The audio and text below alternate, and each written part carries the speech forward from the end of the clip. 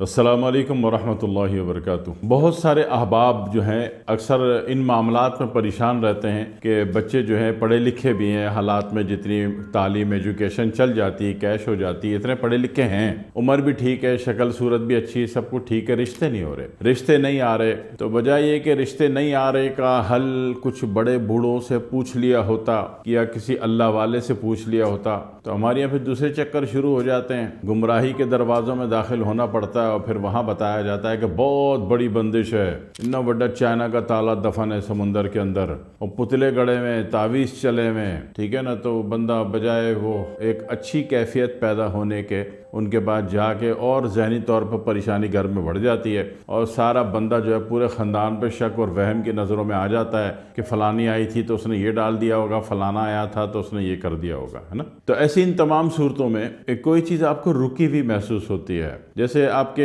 Documents complete ہیں مگر visa نہیں لگ رہا، کال نہیں آ رہی، انٹرویو کال نہیں آ رہی، اور اسی طرح کہیں آپ نے اپلیکیشن جمع کرا دی ہے اور آپ کے اچھے چانسز ہیں اور آپ لیگل ہیں، رائٹ رکھتے ہیں، لیکن وہاں سے چانس آ نہیں رہا، یا رکا ہوا ہے یا سلو ہے یا ڈیلے پر ڈیلے ہو رہا ہے۔ اسی طرح رشتے ہیں، وہ بچیوں کے ہوں یا بچوں کے ہوں، رشتے نہیں ہو رہے، رشتے آ نہیں رہے۔ تو اکثر ابھی لڑکے کا رشتہ ہو تو والدین چلو 100 جگہ کہہ لیتے ہیں، ابھی بچی ذات کے رشتے میں کہتے ہوئے ان کو ذرا عجیب سے لگتا ہے کہ ہماری بچی کی شادی کرا دو۔ تو بھائی صاحب ان سارے مسئلوں اور جو آپ رکاوٹ یا بندش کا نام دے دیں تو اس کا ایک آسان حل بھی ہوتا ہے، اور آسان حل کیا ہوتا ہے کہ سب سے پہلی بات تو اپنے گھر والوں سے سب سے پوچھ لیں کہ ان کو غسل کے فرائض معلوم ہے، غسل کے فرائض معلوم ہے اور وہ غسل کرتے ہیں اور پاک ہوتے ہیں، تو پھر تو اس گھر میں آپ کی پڑھائی چلے گی، کام کرے گی۔ لیکن بے شمار لوگوں کو غسل کے فرائض نہیں معلوم، تو اپنے علماء سے پوچھئے تاکہ وہ آپ کو آپ کے عین مسلک کے عین مطابق وہ آپ کو طریقہ بتا دیں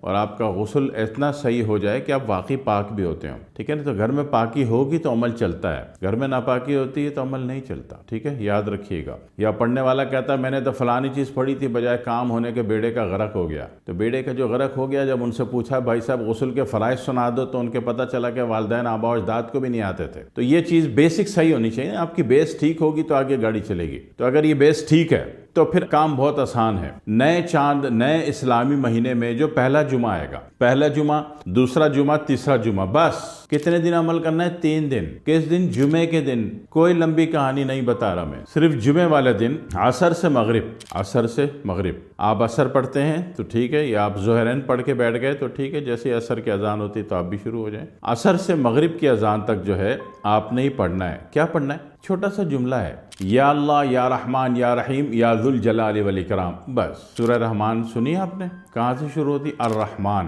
الرحمن کس کا سینٹر ہے؟ بسم اللہ الرحمن الرحیم۔ تو ہم نے کیا کیا؟ یا اللہ یا رحمان یا رحیم۔ اور سورہ رحمان ختم کس پر ہوتی ہے؟ تبارک اسم ربک یا ذو الجلال والاکرام۔ تو اس میں جو ہے اب آپ دیکھیں کہ ذو الجلال والاکرام پہ ختم ہو رہی ہے اور رحمان سے شروع ہو رہی ہے، تو بات سمجھ میں آتی ہے کہ سورت میں اللہ نے کیا کیا؟ اپنی نعمتوں کو گنوایا ہے۔ تو جہاں اللہ تعالیٰ نے اپنی نعمتوں کو گنوایا ہے وہاں اصولی طور پر غور کریں گے تو سورہ رحمان میں اسم اعظم مخفی ہے، جس طرح سورہ آل عمران میں بھی اسم اعظم مخفی ہے، اس کی بھی پہلی 2 آیتیں اسم اعظم ہیں، الف لام میم اللہ لا الہ الا هو الحی القیوم، یہ پکی بات ہے کہ یہ اسم اعظم ہے۔ تو اسی طریقے سے یا اللہ یا رحمان یا رحیم یا ذو الجلال والاکرام پڑھتے ہیں، کس دن؟ جمعے کے دن عصر سے مغرب، تو یہ 100% اسم اعظم بن جاتا ہے۔ اکثر لوگوں کو، یعنی کہ ایک بڑے طبقے کا بیان یہ ہوا کہ جناب علی تیسری جمعے کو جیسے ہی مغرب کی اذان ہوئی اور اس عمل کی پڑھائی کے بعد سجدے سے سر اٹھایا بھی نہیں تھا کہ رشتے والے آن موجود تھے گھر میں۔ آسان ہو گیا،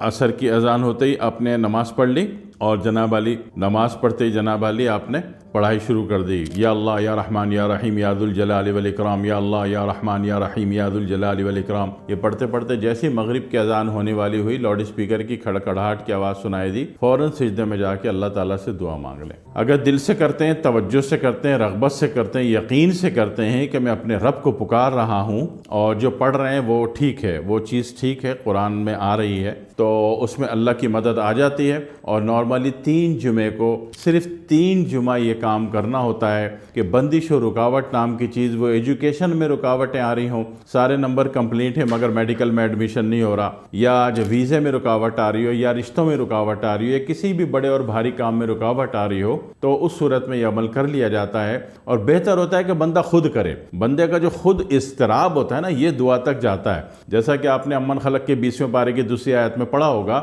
کہ امن یجیب المضطر اذا دعاہ ویکشف السوء، کہ اللہ تعالیٰ فرماتے ہیں کہ جب تم بدترین اضطراب میں ہوتے ہو تو کون ہے جسے تم پکارتے ہو تمہاری سنتا ہے، ٹھیک ہے، تو وہ کون ہے؟ وہ اللہ تعالیٰ ہے۔ تو تم اضطراب میں ہوتے ہو نا، تو بات دعا کی اور قبولیت کی کہاں گئی؟ اضطراب پہ۔ تو بہتر ہوتا ہے کہ جس کا کیس ہے وہ یہ عمل خود کرے، تو اس کا اپنا اضطراب جب اس کے ساتھ کنیکٹ ہو جائے گا تو اس دعا اس عمل کے پر لگ جائیں گے، اور یہ تیز رفتاری سے سفر کرے گا اور لاجیکل اینڈ آپ کو اچھا مل جائے گا۔ بہت آسان سی چیز ہے، ہر کوئی بالغ آدمی کر سکتا ہے۔ پاکی کا غسل کے فرائض آپ اپنے علماء سے کنفرم کر لیجئے، آپ اپنے مفتی صاحب سے، عالم صاحب سے کنفرم کر لیجئے، غسل ٹھیک ہونا چاہیے۔ غسل کے فرائض لوگوں کا نہیں پتہ ہوتا ہے، بڑی بڑی 70 سال عمریں ہو گئی تو نتیجے میں پھر عمل بھی نہیں ہوتا، بلکہ الٹا گلے پڑ جاتا ہے۔ پھر کہتے ہیں جی عمل کیا تھا تو رجعت ہو گئی، ہم پاگل ہو گئے، فلانے ہو گئے، ڈھماکے ہو گئے۔ صرف غسل کی خرابی، غسل آپ نے ٹھیک نہیں آتا، آپ کو غسل صحیح کریں، کوئی سا بھی عمل کریں، اللہ تعالیٰ قبول کرتا ہے۔ اور پھر دعا میں یاد رکھیے گا۔ السلام علیکم ورحمۃ اللہ وبرکاتہ۔